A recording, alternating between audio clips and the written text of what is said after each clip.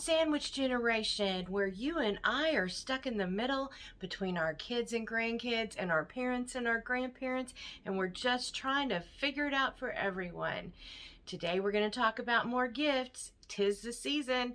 We're going to talk about magazine subscriptions and how those can work for the seniors in your life. Let's unpack it. When you're thinking about your seniors, first of all, they love to get mail. And isn't it nice to get something wonderful in the mail instead of just a piece of junk mail? And so today I want to talk to you a little bit more about those and show you a couple of them. Then we can talk about how they might work in your senior's life and which one to pick depending on their ability levels. The first one I want to talk about is one that's dear to my heart and you've probably never heard of before. It is Chickens Magazine. Here it is. My dad bought me a subscription last Christmas to Chickens Magazine, and look how adorable this is. Chickens, throughout the entire magazine, talks about how you can raise them and which ones to buy and all that kind of stuff. And you're thinking, why on earth are we talking about chickens? Because obviously we can't have chickens in senior living. Well, obviously we can't have them at my house either, but I love chickens. I used to raise them as pets just for fun. And this is a magazine that's dear to my heart. And whenever I told my dad, I was like, gosh, I can't have chickens. I can't, use any of these things in here.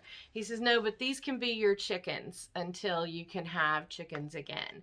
And I love going through these things. And you know who else loves going through these? My residents. They love looking at all the different chicken pictures. They talk about their childhood when they had chickens, because most of them did. And they talk about how they raised them, and it just brings up all these things now that we can talk about and all these memories from the back of their mind. And what a wonderful gift, right? And every time they see it, they think about you. It's a conversation starter again with the caregivers and people in their life like that. So I'm suggesting that you look into things a little bit outside the box too. So I thought we'd start way outside the box and work ourselves back in.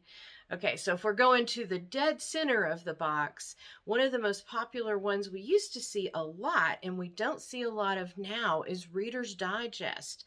Oh my good heavens, those people in senior living, they love their Reader's Digest.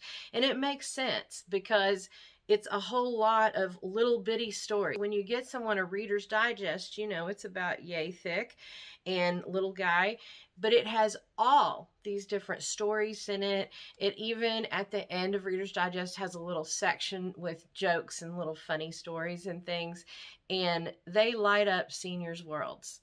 I encourage you to think about what would speak to them. In the same way that my dad knew that Chicken Magazine spoke to me, I have several male residents in senior living who are addicted to sports.